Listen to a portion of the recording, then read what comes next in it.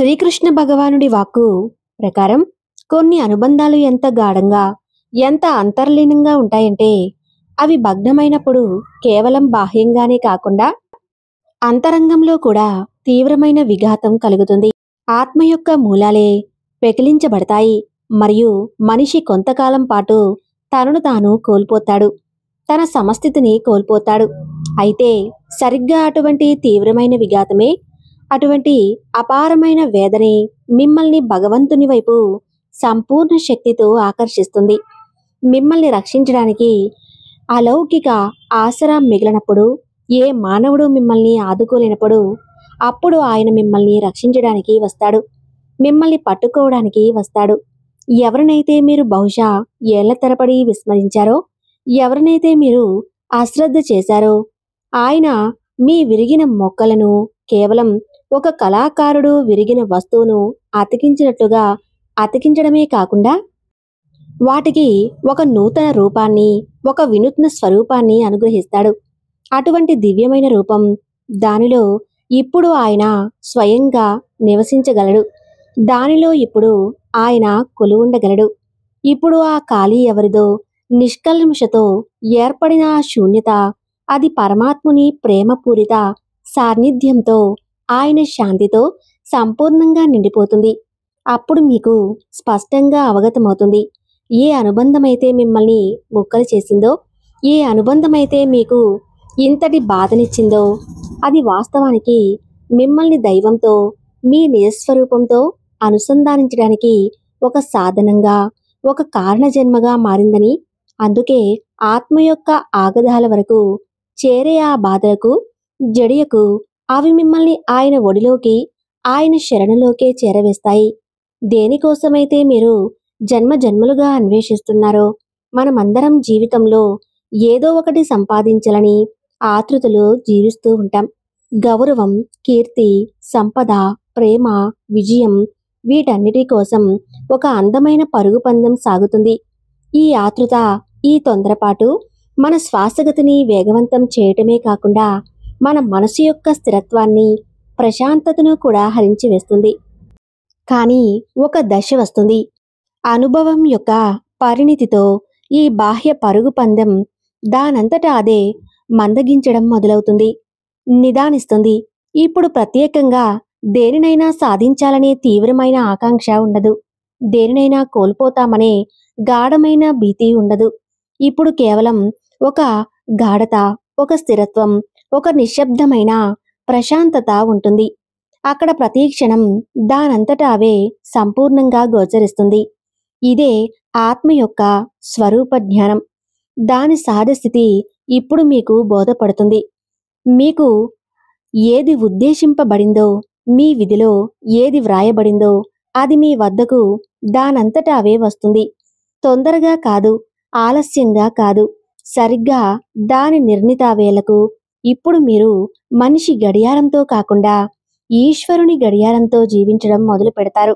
ఆయన నియమం ప్రకారం నడుచుకుంటారు. అక్కడ ప్రతి క్షణం ముందే నిర్దేశింపబడింది, ప్రతి అనుభవం ముందుగానే నిశ్చయించబడింది, ప్రతి ఘటనకు దాని స్వంత ప్రయోజనం ఉంది. ఇది జీవితంలో అత్యంత నిశ్చలమైన, అత్యంత స్థిరమైన అవస్థ. బయట ఎంత కోలాహలం ఉన్నా, ఎంత అలజడి ఉన్నా, అది మీ అంతరంగిక శాంతిని సృష్టించలేదు, దాన్ని కలవరపరచలేదు. మరియు ఈ స్థితిలో మీరు కేవలం జీవించి ఉండటమే కాదు, మీరు మేల్కొంటారు. మీ ఆత్మస్థాయిలో, మీ చైతన్య స్థాయిలో సంపూర్ణంగా జాగృతమవుతారు.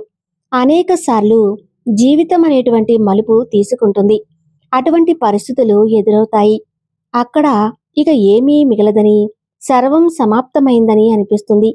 అనుబంధాలు తెగిపోతాయి, ఆరోగ్యం క్షీణిస్తుంది, కూడబెట్టిన ధనం కరిగిపోతుంది, ఆసరాగా నిలిచిన వారు దూరం అవుతారు. ఇక జీవితంలో ఏమీ మిగలేదని, కేవలం అంధకారమే అలుముకుందని అనిపిస్తుంది. కానీ ఇదే ఆ స్థానం, ఇదే ఆ అధమ స్థానం. ఇక్కడ నుంచే ఈశ్వరుని కార్యం ఆరంభమవుతుంది. ఇక్కడే ఆయన ప్రవేశిస్తాడు. ఎప్పుడైతే మీరు మిమ్మల్ని మీరు పూర్తిగా శూన్యంగా భావిస్తారో, ఎప్పుడైతే మీ అహంకారం పూర్తిగా చూర్ణమవుతుందో, అప్పుడు ఆయన మిమ్మల్ని ఒక నూతన రూపంలో, ఒక నూతన అచ్చులో పోయడం ఆరంభిస్తాడు. మీరు మీ బూడిద నుంచే, మీ బాధ మరియు విధ్వంసం నుంచే ఒక నూతన చైతన్యంలోకి, ఒక నూతన జీవితంలోకి ఉద్భవిస్తారు. పురాణ గాథల్లో వర్ణించిన ఫీనిక్స్ పక్షి తన బూడిద నుండి పునరుజ్జీవనం పొందినట్లుగా ఇప్పుడు మీరు పాతగా మీరుగా ఉండరు. మీరు ఏమనుకున్నారో ఆ మీరుగా ఉండరు. ఇప్పుడు మీరు అనుభవంతో పరిణితి చెందారు, బాధతో పవిత్రుడయ్యారు మరియు సమర్పణతో అలంకరించబడ్డారు, వినమ్రులయ్యారు. ఇదే భగవంతుని అద్భుతమైన లీల. ఆయన క్రీడ. ఆయన మిమ్మల్ని విచ్ఛిన్నం చేస్తాడు, మిమ్మల్ని తుడిచివేస్తాడు. కేవలం మిమ్మల్ని తన యోగ్యులుగా చేసుకోవడానికి, మిమ్మల్ని తన దివ్యత్వానికి అర్హులనగా చేయడానికి. అందుకే జీవితం సంపూర్ణంగా అంధకారంతో నిండి ఉన్నప్పుడు, ఏ ఆశాదీపం కనిపించినప్పుడు బయట వెలుగు కోసం అన్వేషించకు. మీ లోపలే దీపంగా మారండి. మీ ఆత్మజ్యోతిని వెలిగించండి మరియు తెలుసుకోండి. ఇప్పుడు మీ కథ ముగిసిపోలేదని, బదులుగా ఇప్పుడు భగవంతుని కథ, ఆయన కరుణ యొక్క గాథ ఆరంభమవుతుందని, మరియు ఆ సమయం మీకోసం సంపూర్ణంగా ప్రతికూలంగా ఉన్నప్పుడు, అప్పుడే సుఖాల నుంచి పొందే సుఖం కంటే ఎక్కువ సుఖం మిమ్మల్ని ఆశరిస్తుంది. మీకు బోధపడుతుంది, అనుభవం వస్తుంది. అనుభవపూర్వకంగా చాలామంది చెబుతారు మరియు తరచుగా మనం కూడా విశ్వసిస్తాము, ఎడవకు, బలహీనపడకు, దృఢంగా ఉండు అని. కానీ ఆత్మ యొక్క మహోన్నత శక్తి దాని కఠినత్వంలో కాదు, దాని సున్నితత్వంతో, దాని మృదుత్వంలో ఉంది. ఎవరైతే ఎడవగలరో వారే గాఢంగా అనుభూతి చెందగలరు, మరియు ఎవరైతే గాఢంగా అనుభూతి చెందగలరో వారే భగవంతునితో యథార్థమైన సంబంధాన్ని ఏర్పరచుకోగలరు, ఆయన కృపను అనుభవించగలరు. భగవంతుడు మీ కన్నీళ్లను మీ బలహీనతగా భావించి సంఖ్యలలో గణించుడు. ఆయన మీ ప్రతి అశ్రువును, మీ ప్రతి ఆవేదనను ఒక సందేశంగా, ఒక పాఠంగా మార్చి మీ అంతరంగంలోకి తిరిగి పంపుతాడు. ఒక ఆత్మీయుని అశ్రద్ధ వల్ల, నిర్లక్ష్యం వల్ల జారిన అశ్రువు, అది మీకు ప్రపంచం యొక్క అనిత్యత్వాన్ని చూపి అంతరంగిక శక్తిని దర్శింప చేయగలదు, మిమ్మల్ని ఆత్మ నిర్భరులుగా చేయగలదు. ఒక ప్రియమైన స్వప్నం భగ్నం అవడం వల్ల ద్రాలిన అశ్రువు, అది మిమ్మల్ని మోహం నుండి విడిపించి ఏదైనా కొత్త శ్రేష్టమైన మార్గంలోకి నడిపించగలదు. మరియు ఏకాంతంలో, నిశ్శబ్ద ప్రార్థనలో, భగవంతుని స్మరణలో జారిన అశ్రువు, అది మీకు ప్రపంచం యొక్క అనిత్యత్వాన్ని చూపి అంతరంగిక శక్తిని దర్శింప చేయగలదు, మిమ్మల్ని ఆత్మ నిర్భరులుగా చేయగలదు. ఒక ప్రియమైన స్వప్నం భగ్నం అవడం వల్ల రాలిన అశ్రువు, అది మిమ్మల్ని మోహం నుండి విడిపించి ఏదైనా కొత్త శ్రేష్టమైన మార్గంలోకి నడిపించగలదు. మరియు ఏకాంతంలో, నిశ్శబ్ద ప్రార్థనలో, భగవంతుని స్మరణలో జారిన అశ్రువు, అది మీకు భగవంతుని మధ్య ఉన్న ప్రతి అంతరంగాన్ని, ప్రతి తెరను తొలగించగలదు, మిమ్మల్ని ఆయనకు అత్యంత సమీపంగా తీసుకురాగలదు. అందుకే ఏడవండి. హృదయం ద్రవించినప్పుడు నిస్సందేహంగా ఏడవండి, కానీ ఎరుకతో ఏడవండి. ఈ అశ్రువులు వ్యర్థంగా పోవట్లేదు అని అర్థం చేసుకుని ఏడవండి.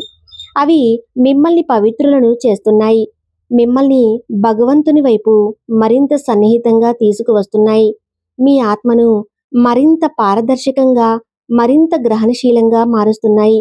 కొన్నిసార్లు జీవితం ఒక అటువంటి మలుపు తీసుకుంటుంది. ఆత్మీయుల సమూహం ఉన్నప్పటికీ, అందరితో కలిసి ఉన్నప్పటికీ, ఒక విలక్షణమైన, గాఢమైన ఏకాంతం మనల్ని ఆవరిస్తుంది. జనం ఉంటారు, సంభాషణలు ఉంటాయి, నవ్వులు, పరిహాసాలు ఉంటాయి. కానీ ఆత్మ యొక్క ఆక్రందనను ఎవరూ వినరు, హృదయం యొక్క లోతులను ఎవరు సృజించరు. మరియు నెమ్మదిగా ఈ బాహ్య అంతరంగము, ఈ సంభాషణల శూన్యత అంతరంగంలోకి కూడా ప్రవేశించడం మొదలవుతుంది. మీరు మాట్లాడతారు కానీ ఎవరూ గ్రహించినట్లు అనిపించదు. మీరు చూస్తున్నారు కానీ ఎవరూ మీ కళ్ళ వెనుక దాగి ఉన్న వేదనను చదవలేరు. అప్పుడు ఒకరోజు మీరు అలసిపోయి, ఓడిపోయి నిశ్శబ్దంగా ఉంటారు. మరియు ఇదే నిశ్శబ్దం భగవంతుని ప్రథమ స్పర్శ, ఆయన సాన్నిధ్యానికి మొదటి సూచన. ఇది అటువంటి నిశ్శబ్దం. దీనిలో ఏ అభిష్టం ఉండదు, ఏ ఫిర్యాదు ఉండదు, ఏ కటుత్వం ఉండదు. ఇది కేవలం ఒక గాఢమైన స్వీకరణ, ఒక ప్రశాంతమైన సమర్పణ. ఈ నిశ్శబ్దం భగవంతుని భాష. ఇది మీ ప్రతి కన్నిటిని, మీ ప్రతి ఆకాంక్షను, మీ ప్రతి బాధను చెప్పకుండానే వింటుంది, గ్రహిస్తుంది. ఇప్పుడు మీకు ఎవరితోనూ ఏమీ చెప్పాల్సిన, ఏమీ వివరించాల్సిన అవసరం అనిపించదు. ఎందుకంటే మీ అంతరాత్మ, మీ ఆత్మ స్వయంగా భగవంతునితో నేరుగా సంభాషించడం ప్రారంభిస్తుంది. మరియు ఈ నిశ్శబ్ద సంవాదంలో అటువంటి గాఢమైన ప్రశాంతత ఉంటుంది, అటువంటి ఉపశమనం ఉంటుంది. అది మాటలతో నిండిన కోలాహల ప్రపంచంలో కంటే ఎంతో శక్తివంతమైనది మరియు శాశ్వతమైనది. అందుకే జీవితం మిమ్మల్ని నిశ్శబ్దం చేసినప్పుడు, మీ మాటలు ముగిసినప్పుడు అర్థం చేసుకోండి, భగవంతుడు ఇప్పుడు మీతో నేరుగా సంభాషించబోతున్నాడని, మీకు తన సందేశాన్ని అందించబోతున్నాడని. మనిషి యొక్క అత్యంత గొప్ప బలం అతని ఆశ, భవిష్యత్తు పట్ల ఆశావాదం. కానీ ఇదే ఆశ పదే పదే భగ్నమైనప్పుడు, పదే పదే నలిగిపోయినప్పుడు, ఆశలు పదే పదే నిరాశలుగా పరిణించినప్పుడు, అప్పుడు మనసు అలసిపోతుంది, పరాజయాన్ని అంగీకరించడం మొదలు పెడుతుంది. ఒక రోజు వస్తుంది, అప్పుడు మీకు ఏ చమత్కారం పైన, ఏ అసాధ్యం పైన నమ్మకం ఉండదు. మరియు మీరు అనుకుంటారు, ఇప్పుడు జీవితం కేవలం ఒక భారంగా సాగుతుందని, జీవించడం లేదని. కానీ సరిగ్గా ఇదే క్షణంలో, ఈ గాఢమైన నిరాశలోనే భగవంతుని అత్యంత గాఢమైన కరుణ, ఆయన అత్యంత గొప్ప చమత్కారం వ్యక్తమవుతుంది. ఎప్పుడైతే మీ అంతరంగంలో ఆశ యొక్క ప్రతి జ్వాల ఆరిపోతుందో, అప్పుడు భగవంతుడు స్వయంగా ఒక అజరామరమైన దీపమై మీ హృదయంలో ప్రకాశిస్తాడు. అటువంటి దివ్య దీపం, దాన్ని ఏ బాహ్య బాధ, ఏ తిరస్కరణ, ఏ అవమానం ఎన్నటికీ ఆర్పివేయలేదు. ఆ దీపం మీకు మున్న మార్గాన్ని చూపడమే కాకుండా, మీరు ఒంటరిగా లేరని, మీరు ఎన్నడూ ఒంటరిగా ఉండలేరని మళ్ళీ మీకు గాఢంగా అనుభూతి చెందిస్తుంది. ఎన్నడూ లేరు. ఇదే దివ్య దీపం, ఇదే అంతరంగిక కాంతి, ఆ ఆత్మీయ అనుభవం, ఆ నిజమైన ఆసరా. దాన్ని మీరు తెలిసి తెలియక జీవితాంతం అన్వేషిస్తున్నారు. ఇప్పుడు మీ మనసు ప్రపంచంలోని అశాశ్వతమైన ఆశలతో కాదు, భగవంతుని శాశ్వతమైన ప్రేమతో అనుసంధానమయ్యి ఉంది.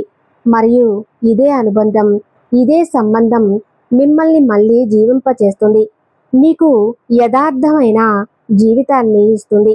జీవితంలో మనం ఎన్నో పొందడానికి, సాధించడానికి ప్రయత్నిస్తాం. కొన్ని ప్రత్యేక అనుబంధాలు, కొన్ని ముఖ్యమైన అవకాశాలు, కొన్ని ఆశించిన స్వప్నాలు. కానీ అన్నీ మనకు దక్కవు, అన్నీ మన ప్రణాళిక ప్రకారం సాగవు. కొన్నిసార్లు సరైన వేళ కుదరదు, కొన్నిసార్లు జనం తోడుగా నిలవరు, కొన్నిసార్లు పరిస్థితులు మనకు అనుకూలించవు. అప్పుడు మనసు పశ్చాత్తాపంతో నిండిపోతుంది. అయ్యో, అలా జరిగి ఉంటే బాగుండేది, అయ్యో ఇలా చేసి ఉంటే బాగుండేది అని ఆత్మ అసంఖ్యాకమైన ప్రశ్నలతో చుట్టుముట్టబోతుంది. ఏమయ్యేది? అతను లేడా? ఆమె లభించి ఉంటే ఏమయ్యేది? నేను సఫలీకృతుడినయ్యి ఉంటే. కానీ ఆత్మ యొక్క సత్యం ఇది, జీవితం యొక్క గూఢ రహస్యం ఇది. మీది ఏదో, మీ ప్రారంభంలో భాగం ఏదో, అది ఏ పరిస్థితిలోనైనా, ఏ అవరోధాన్ని దాటి అయినా మీ వద్దకు చేరి తీరుతుంది. మరియు ఏది మీ వద్దకు చేరలేదో అది మీది కానే కాదు. అది కేవలం ఒక అనుభవం, ఒక పాఠం, ప్రయాణంలో ఒక మలుపు, మీ గమ్యం కాదు. అందుకే పదే పదే వెనుతిరిగి ఆ శూన్యాన్ని, ఆ కొరతను చూడకు. అది ఎవరైనా లేకపోవటం వల్ల, ఏదైనా లభించకపోవటం వల్ల, ఏదైనా ఇప్పటికీ మీ వద్ద ఉన్నదానిపై దృష్టి సారించు. మీ నడుస్తున్న శ్వాస ఉంది, మీ అచంచలమైన విశ్వాసం ఉంది, మరియు మీకు సదా తోడు ఉండే భగవంతుడు ఉన్నాడు. ఎందుకంటే వాస్తవానికి ఏది కోల్పోయినా ఏదో ఒక రూపంలో తిరిగి వస్తుంది. అదే మీది. మరియు అది తిరిగి రాకపోతే అది ఎప్పటికీ తిరిగి రాకూడదు. అది మీకోసం కాదు. ఈ సత్యం వినడానికి ఎంత కఠినంగా అనిపించినా ఆత్మకు అంతగా శాంతినిస్తుంది, దానిని విముక్తం చేస్తుంది. చాలామంది ఫిర్యాదు చేస్తారు, ఈ ప్రశ్న వేస్తారు, జీవితం పదే పదే ఎందుకు విచ్ఛిన్నం చేస్తుంది? పదే పదే ఎందుకు అవమానిస్తుంది? ఎందుకు పదే పదే విశ్వాసఘాతం వంచిన యొక్క అగ్నిలోకి నెట్టివేస్తుంది? కానీ ఇది గ్రహించడం ముఖ్యం. ఇది శిక్ష కాదు, దండన కాదు. ఇది ఆత్మ యొక్క పునర్నిర్మాణం, దాని శుద్ధీకరణ మరియు ఉన్నతీకరణ. ఒక శిల్పి ఒక సుందరమైన ప్రతిమను చేయటానికి రాయిపై సుత్తి ఊలితో అసంఖ్యాకమైన దెబ్బలు కొట్టినట్లు, అనవసరమైన భాగాన్ని తొలగించినట్లు, అలాగే భగవంతుడు మీ ఆత్మపై బాధ, కష్టం, నష్టం యొక్క దెబ్బలు కొట్టి మీకు దివ్యత్వం, సంపూర్ణత యొక్క రూపాన్ని ఇస్తాడు. ప్రతి విచ్ఛిన్నం, ప్రతి అశ్రువు, ప్రతి ఏకాంతం, ప్రతి విశ్వాసఘాతం ఇవన్నీ ఆత్మ యొక్క ఉపరితలంపై పేరుకుపోయిన అహంకారం, మోహానువాసల మాల్యాన్ని తొలగించే ఉపకరణాలు. ఎప్పుడైతే పాతది అంతా అసత్యం, అంతా భగ్నమవుతుందో అప్పుడే కొత్తది సత్యమైనది, శాశ్వతమైనది ఆవిర్భవిస్తుంది. మీ వాస్తవ స్వరూపం ఏదో, మీ దివ్య గుర్తి ఏదో, అది ఇప్పుడు మీరు పాత మీరుగా మిగలరు. మీరు ఏమనుకున్నావో ఆ మీరుగా ఉండరు. ఇప్పుడు మీరు ప్రేమలో మరింత గాఢంగా వెళ్తారు, నిశ్శబ్దంలో మరింత సమర్థులవుతారు మరియు సహనంలో దివ్యులవుతారు. మీ సామర్థ్యం పెరుగుతుంది. అందుకే తదుపరిసారి జీవితం మిమ్మల్ని గాయపరిచినప్పుడు తప్పకుండా ఎడవండి. బాధను అనుభవించడం సహజం, కానీ ఈ గాయం వ్యర్థం కాదని తెలుసుకుని మీకు భగవంతుని నైపుణ్యం కలిగిన హస్త నుండి ఒక నూతన సుందరమైన రూపం లభిస్తుందని, మీరు మరింత ప్రకాశిస్తున్నారని తెలుసుకోండి. సంబంధాలు, అనుబంధాలు యొక్క అతిపెద్ద వేదన, అతిపెద్ద దుఃఖం ఏమిటంటే మనం వాటి నుండి ఎన్నో ఆశలను పెంచుకుంటాము. ప్రేమ, అవగాహన, సమయం, మద్దతు మరియు ఈ ఆశలు, ఈ అంచనాలు ఫలించినప్పుడు మన హృదయం భగ్నమవుతుంది. గాఢమైన గాయం తగులుతుంది. మనసు తీవ్రంగా అలసిపోతుంది, నిరాశ చెందుతుంది మరియు ఆత్మ గాయపడుతుంది. దానిలో కఠినత్వం నిండిపోతుంది. కానీ అనుభవాల నుండి నేర్చుకుంటూ ఒక రోజు వస్తుంది. అప్పుడు మీరు ఏ అంచనావే లేకుండా, ఏ అభిష్టం లేకుండా కేవలం నిర్మలమైన ప్రేమ మరియు స్వీకరణ భావనతో సంబంధాలను చూడగలుగుతారు. అప్పుడు అవే సంబంధాలు, అవే అనుబంధాలు ఒక నూతన ఆరోగ్యకరమైన రూపంలో మీ జీవితంలో మళ్ళీ వికసిస్తాయి. ఇప్పుడు మీరు ఎవరి నుండి ఏమీ కోరరు. మీరు కేవలం ఇవ్వడం మాత్రమే తెలుసుకుంటారు. మీ స్నేహాన్ని, మీ కరుణను, మీ అవగాహనను పంచడం మాత్రమే తెలుసుకుంటారు. మరియు ఇవ్వడమే నిర్బంధం నుండి లేదా ప్రదర్శన నుండి కాదు, బదులుగా అంతరంగ పూర్ణత్వం నుండి, సహజత్వం నుండి వస్తుంది. ఎందుకంటే ఇప్పుడు మీ హృదయంలో భగవంతుని ప్రేమ అవతరించింది. ఇప్పుడు మీ అలౌకిక సంబంధాలు కూడా మీ అహంకారానికి సంబంధించినవి కావు, భగవంతునికి సంబంధించినవిగా ఆయన లీలలో భాగంగా మారిపోతాయి. మీ ప్రేమ ఇప్పుడు బాహ్య నిబంధనలపై, ఇచ్చి పుచ్చుకోవడాలపై ఆధారపడి ఉండదు. అది దివ్యత్వం నుండి, ఆత్మ యొక్క ఔదార్యం నుండి ప్రేరణించబడుతుంది. ఇప్పుడు ఎవరూ మిమ్మల్ని తేలికగా విచ్ఛిన్నం చేయలేరు, మిమ్మల్ని వారి స్వార్థం కోసం మార్చలేరు. ఇప్పుడు మీరు ప్రతి సంబంధంలో, ప్రతి వ్యక్తిలో భగవన్నామ స్మరాన్ని, స్వరూపాన్ని అనుభూతి చేయటం ప్రారంభిస్తారు. అప్పుడు ప్రతి సంబంధం ఒక ఆరాధనగా మారుతుంది. ప్రతి కర్మ ఒక యజ్ఞంగా మారుతుంది. ప్రతి నిశ్శబ్దం ఒక గాఢమైన ప్రార్థనగా మారుతుంది. మనం జీవితంలో అత్యంత కఠినమైన పరిస్థితులను ఎదుర్కొన్నప్పుడు చాలాసార్లు చుట్టూ కేవలం అంధకారమే అంధకారం అనిపిస్తుంది. ఏదీ ఎక్కువ కనిపించదు. ముందుకు సాగడానికి ఏ మార్గం గోచరించదు. అందుకనే చేయి కనిపించదు. ఈ అంధకారం ఎంత దట్టంగా మరియు భయంకరంగా ఉంటుందంటే మనం మన అస్తిత్వాన్ని కూడా, మన గుర్తింపును కూడా కోల్పోవటం మొదలు పెడతాం. ఈ అంధకారం ఎందుకు, ఈ బాధ ఎందుకు, దీని నుండి ఎలా బయటపడాలి అని మనం నిష్ఫలంగా అర్థం చేసుకోవడానికి ప్రయత్నిస్తాం.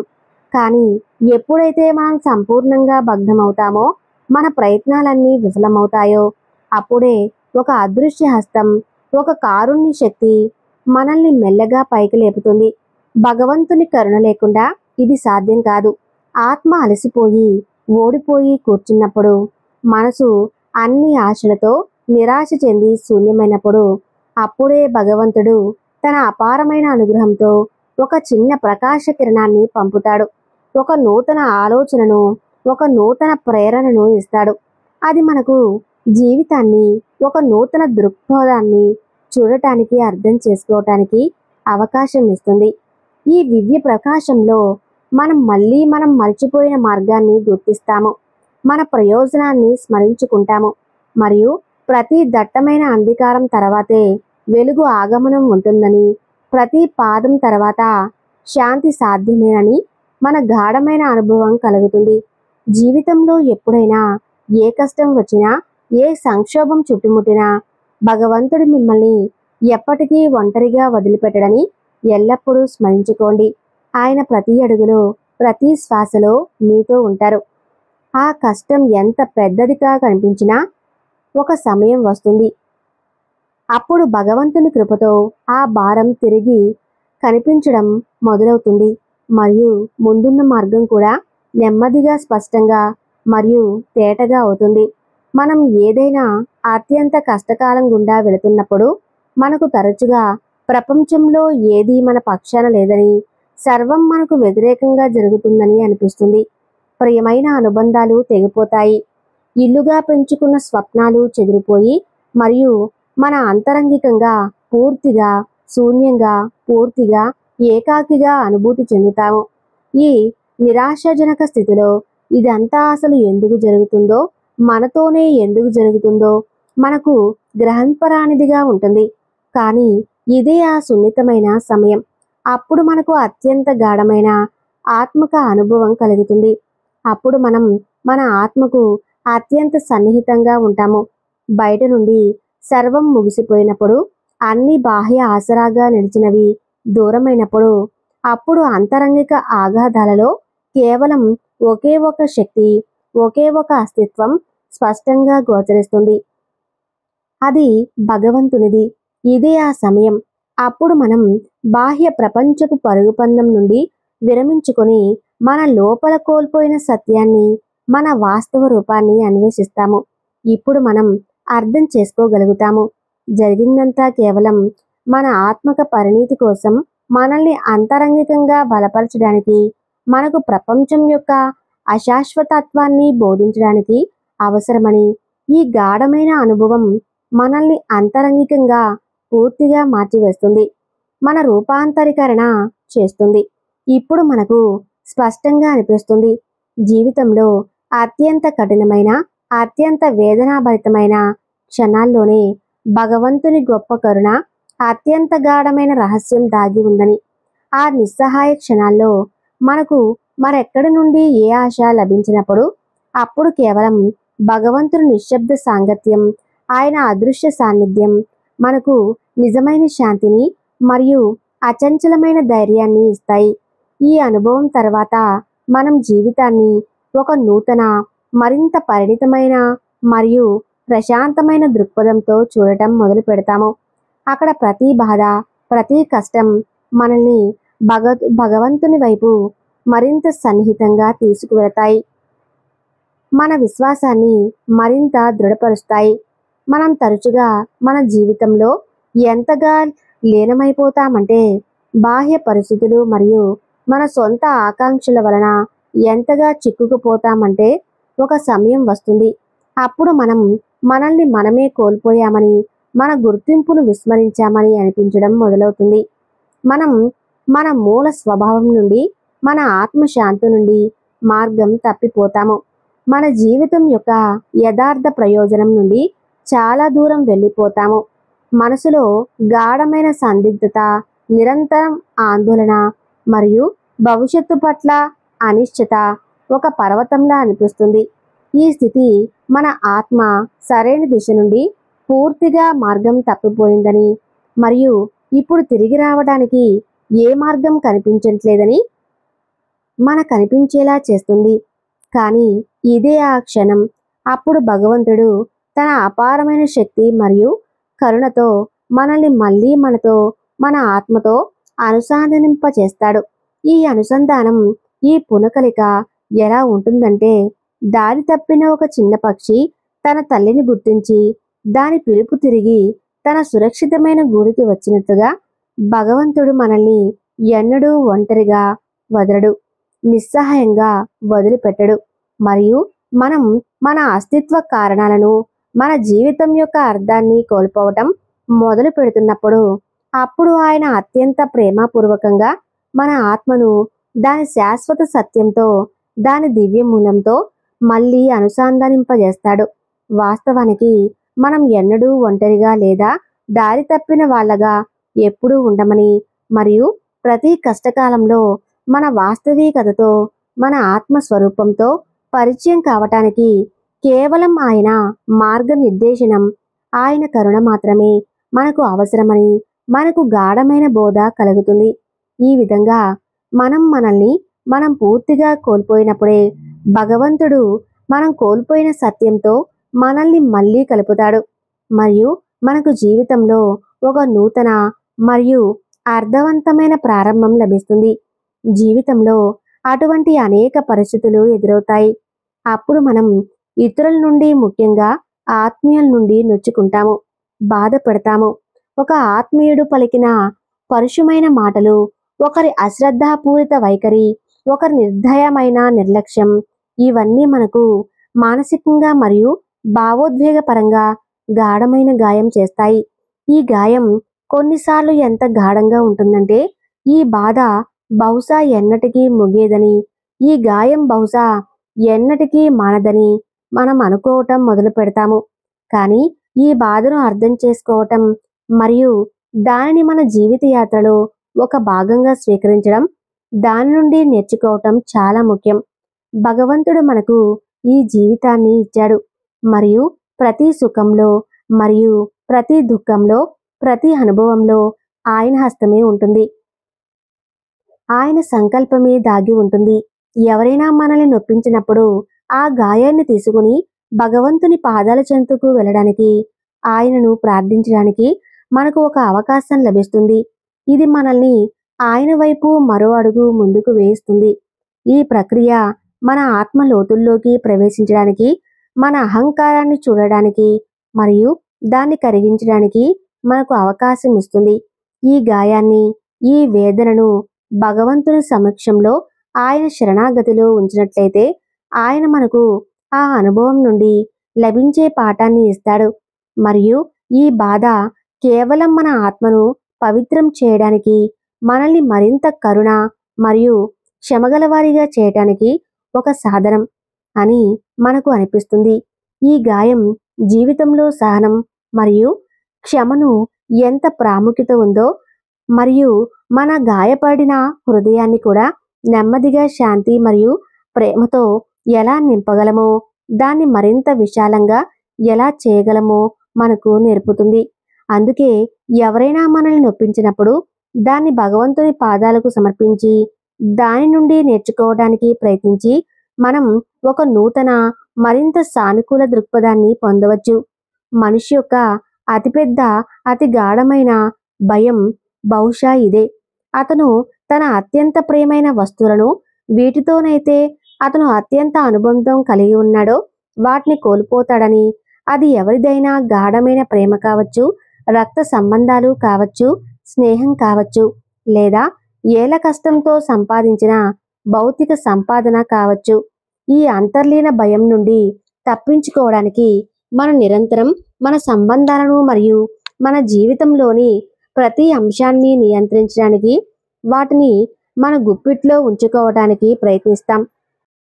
కానీ విషయాలు మన నియంత్రణ నుండి బయటకు వెళ్ళడం ప్రారంభించినప్పుడు, ఇసుకలా చేతి నుండి జారిపోవడం ప్రారంభించినప్పుడు, ఈ భయం మనల్ని మరింత తీవ్రంగా చుట్టుముడుతుంది, మనల్ని నిర్వీర్యం చేస్తుంది. ఇప్పుడు మనకు ఏమీ లభించలేదని, ఇప్పుడు మన వద్ద ఏమీ మిగలలేదని, ఇప్పుడు జీవితానికి ఏ అర్థం లేదని మనం అనుకోవడం మొదలు పెడతాం. కానీ భగవంతుడు మనకు చాలా ప్రేమగా వివరిస్తాడు, ఈ జగత్తులో ఏది శాశ్వతం కాదు, అంతా పరివర్తనశీలం. జీవితం నిరంతరం ప్రవహించే నది, ఒక పరివర్తనశీల ప్రక్రియ. దానిలో అంతా వస్తుంది మరియు సమయం వచ్చినప్పుడు వెళ్ళిపోతుంది. మనకు లభించిందంతా భగవంతుని అమూల్యమైన కానుక.